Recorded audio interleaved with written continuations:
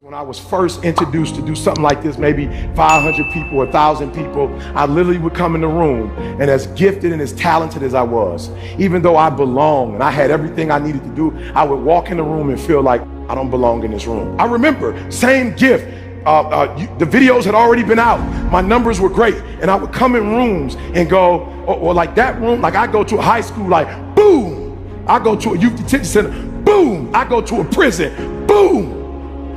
I come to corporate and go, I don't know if I belong in here. Everybody in the room don't look like me. They don't come from where I come from. I don't know if I belong here, and I'll never forget. And I started talking to Les, and I started naming like, yo, you, Les Brown, this person, #1 in the world. He said, don't you ever say that again. I said, don't say what? He said, you the best in the world right now. I said, what? He said, you the best in the world right now. There's nobody as good as you in the world. You're the best right now. The only reason you're not the best right now is because you don't believe you're the best now. And when you walk out this room, I want you to go in and say to yourself, I'm the best right now. He said, before you even become #1, start to proclaim it and say it long before it happens. Say, I'm the #1 motivational speaker in the world. And when I was number 20, I started saying, I'm the #1 motivational speaker in the world. And I went to the computer, and the world said exactly what I said, that Eric Thomas is #1 in the world. I spoke it, the world heard it, and it activated. Your problem is that you don't believe you belong here. Your problem is that you don't think you should be sitting down here. When I believed that my voice was needed in this world, when I believed that I needed to be on the stage, not for myself, but to speak to a group of people who come from where I come from, a working class, who don't know what it's like to make millions and millions of dollars, who don't understand what wealth looks like, that I needed to come in the room with a single parent mother, with a father not in my life, being homeless and a high school dropout. Only somebody who comes from where you come from can tell you you belong. And I had to get my butt on stage because there's some folks that Les Brown can't reach. There's some folks that Tony Robbins can't reach. There's some folks that only I can reach. And so I need to be on the stage with them, doing what I was called to do. And there are those of you still up there because you don't think you belong in that $1 million home. Look, I'll never forget when I first told them I was moving to California, I was putting my wife deserves to be out of the winter in Michigan. She deserves that. I remember they said, E.T., you moving to Cali? I was like, yeah. They said, what was the first thing they said? You know how expensive California is? I said, it can't be too expensive. There's millions of people that live there. Like for real, when I moved there, it won't be like 5 of us in California. There are 5 human beings. I'm like, there's a lot of people live in California. It can't be that expensive. Are you selling your home in Michigan? I said, no, why would I do that? How can you afford 2 homes? How can I not? My wife has MS. How can I not? She wants to be with her family in the summer and she wants to be in the warmth in the winter. How can I not be bi-coastal? I won't be the first one.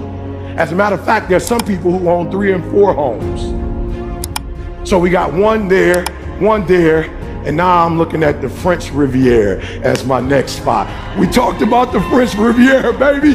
That's my next spot. Listen to me very closely. If I had one message to leave you with that's a game changer, is you need to start to believe. Yeah, write this down. No. Do me a favor. Don't say that. Don't say you believe. Don't do that. Don't do that. Don't say, look, it's not a behavior that I'm looking for, it's a mindset. No, here's the problem. You can't have, as powerful as the human mind is, it cannot think 2 thoughts at once. So here's what I need you to do. You need to get with these people down here and you need to reprogram your mind.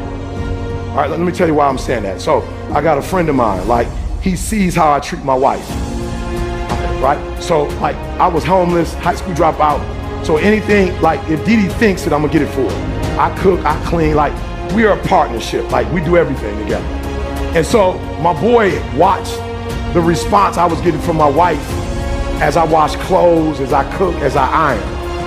And I'll never forget, my boy was like, I'm about to do that. And I was like, I wouldn't do that if I was you. He was like, no, I'm gonna start doing that. I was like, I wouldn't do that if I was you. And he didn't understand what I meant.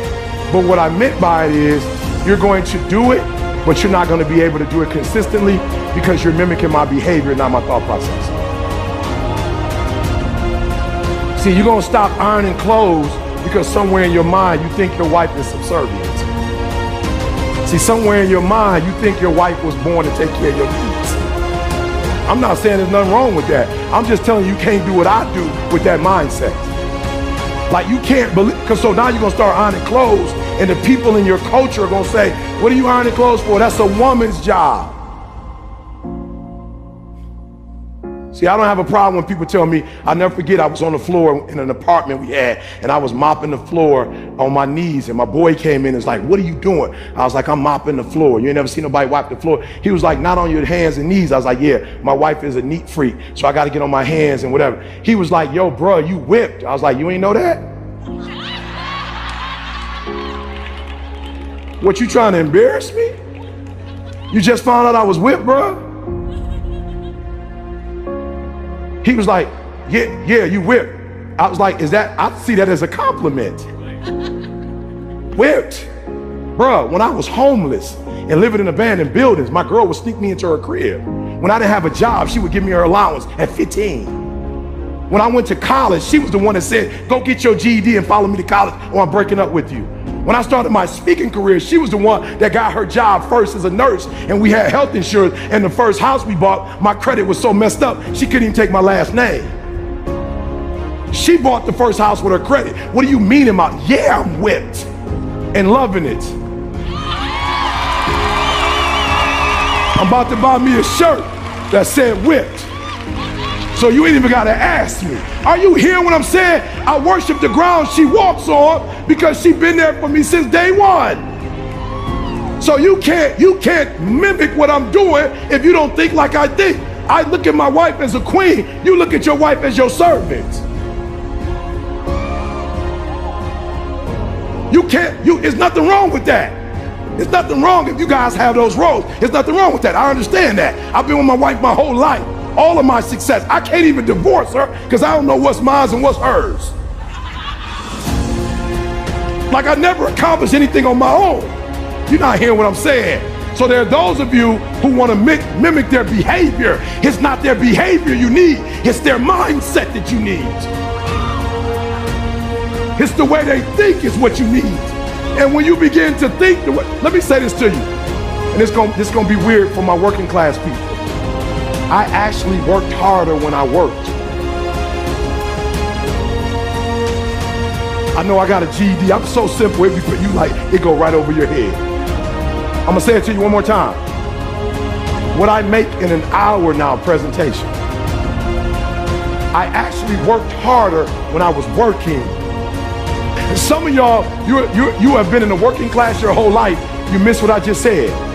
I actually worked more hours, worked harder, and got less money when I used to work. Now that I have a wealth mentality, I just had a promoter call me to do some stuff in another country and was like a couple hundred, and I'm like, I'm good, bro. And he was like, no, did you hear how much I said? My man couldn't believe I was telling him no. He was like, how can you say no to 200,000? I said, because I'm an ATM machine, I'm wealth. I don't work for money, I think up money.